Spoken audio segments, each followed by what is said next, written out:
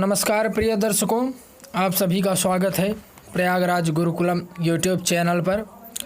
आज के वीडियो के माध्यम से हम जानेंगे कि नौकरी व्यापार प्राप्त करने का सरल व्रत कौन सा है और यह व्रत आप 21 दिनों में पूर्ण कर सकते हैं, जो कि माँ आदिशक्ति अर्थात जगत जननी माँ जगदम्बा का यह व्रत है, जो कि पूर्णतया फल देने वाला है। और एक चीज़ मैं आपको पहले ही बता दूं कि यद्यपि अगर आप कोई व्रत पूजा अनुष्ठान इत्यादि करते हैं या किसी के माध्यम से करवाते हैं, तो उसमें आप समझें कि सबसे ज़्यादा आवश्यक है कि आप उसमें विश्वास रखें, क्योंकि विश्वास से ही यह पूरी सृष्टि और समस्त संसार चल रहा है ना। इसलिए यह व्रत आपको ध्यान यह रखना है, या तो शुक्रवार से या तो सोमवार से प्रारंभ करना है। प्रातःकाल ब्रह्म मुहूर्त में उठने के पश्चात आपको स्नानादि क्रिया से निवृत्त हो करके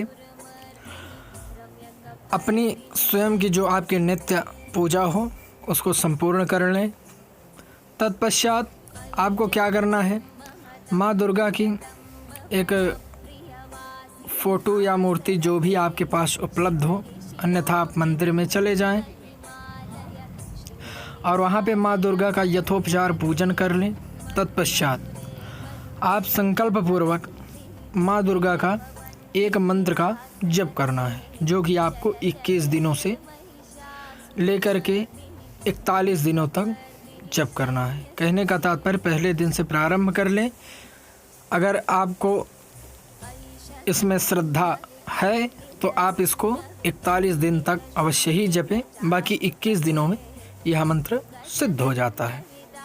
क्योंकि यह जो मंत्र है वह माँ दुर्गा का अत्यंत गोपनीय तथा दुर्लभ मंत्र है, और इस मंत्र को जप करते समय सावधानी आपको क्या रखना है कि 41 दिनों तक आपको पूर्णतया ब्रह्मचर्य का पालन करना है, और हो सके तो एक टाइम भोजन करें, एक टाइम फलाहारी रहें।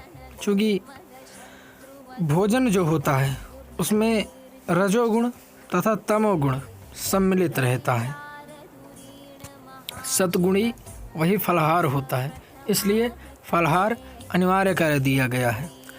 और आपको यह व्रत पूर्णतया लाभ देगा। और साथ में आपको ये भी करना है, जितने दिनों आपका यह जप चले, और ध्यान यह रहे यह नौकरी और व्यापार प्राप्त करने वालों के लिए ही यह व्रत है। व्रत का तात्पर्य ये है कि जब तो कोई भी कर सकता है, लेकिन अब जो मैं विधि बताने चल रहा हूँ वह केवल नौकरी और व्यापार जो है प्राप्त करने वालों के लिए ही है। जब आप अपने पूजा इत्यादि से निवृत्त हो जाएं, तत्पश्चात शाम को आपको यह क्रिया करनी है।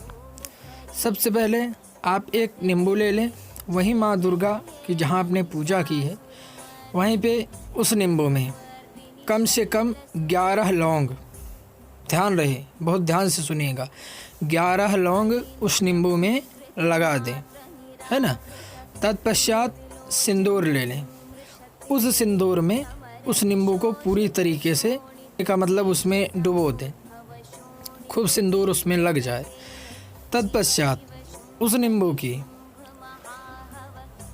यथोपचार विधि द्वारा पूजन इत्यादि भोग इत्यादि लगा करके तब उस नींबू को ले लें, और उस नींबू को कहीं पे जाके सुनसान स्थान पे, अगर हो सके तो चौराहा इत्यादि अगर हो तो ज़्यादा उचित है, वहाँ पर जा करके उस नींबू के 10 टुकड़े करने हैं। 10 टुकड़े का मतलब ये है कि कहने का मतलब नींबू आपको छोटे छोटे 10 टुकड़ों में कर लेना है। उसके पश्चात जब आप यह क्रिया कर रहे हों, ना तो आपको कोई टोके ना तो आपको कोई रोके, क्योंकि यद्यपि ऐसा होता है तो आपका यह क्रिया निष्फल हो जाएगा। आप इसको ऐसे समय करें और ऐसे स्थान पे करें, और हो सके तो चौराहा भी रहे, वहाँ पे कोई आपको रोकने टोकने वाला ना रहे। आप जो 10 टुकड़ा किए हैं, सबसे पहले पूर्व, फिर पश्चिम, उत्तर, फिर दक्षिण, उसके पश्चात आग्नेय, नैऋत्य, वायव्य, ईशान और उसके पश्चात ऊपर और एक नींबू नीचे। इस तरीके से कुल 10 दिशाओं में आप एक एक नींबू जो मैं मंत्र बताऊंगा वही मंत्र बोल के आपको फेंक देना है। आप इस क्रिया को यद्यपि 21 दिन या तो 41 दिन अगर कर लेते हैं तो और अधिक फ़ायदा मिलेगा। इतना करेंगे तो आप समझ लें कि माँ जगदम्बा की कृपा से आप जिस कार्य के लिए यह क्रिया कर रहे हैं वह अवश्य ही सफल होगी, क्योंकि यह संसार पुरुष और प्रकृति से ही बना है।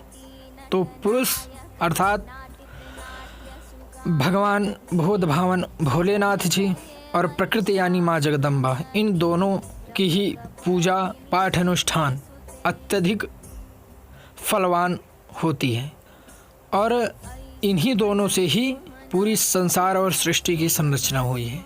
तो इनकी अगर यद्यपि पूजा पाठ अनुष्ठान किया जाता है तो वो निष्फल नहीं जाता। तो चलिए प्रिय दर्शकों, अब हम आपको बताते हैं कि माँ आदिशक्ति जगत जननी जगदम्बा का वह कौन सा मंत्र है जो आपको मैंने बताया पूर्ववत नियम, उसी नियम से जप करना है। तो चलिए मंत्र को जानते हैं। तो ध्यान यह रहे, यह मंत्र बहुत ही सावधानी पूर्वक और बताए गए नियम के द्वारा ही जप करें, क्योंकि किसी चीज़ में गलती करना कभी कभी फल नहीं देता। इसलिए मंत्र कुछ इस प्रकार से है। ऐं ह्रीं क्लीं चामुंडाय विच्चै नमः। इस मंत्र को रुद्राक्ष की माला से जप करें और नारायण की कृपा से आपको अवश्य ही फल प्राप्त। और ध्यान यह रहे कि जप के लिए रुद्राक्ष की माला ही होनी चाहिए, क्योंकि रुद्राक्ष की माला से समस्त प्रकार की सिद्धियां होती हैं। और जो जो नियम बताया गया है उसे ध्यानपूर्वक करें। जय श्रीमन नारायण।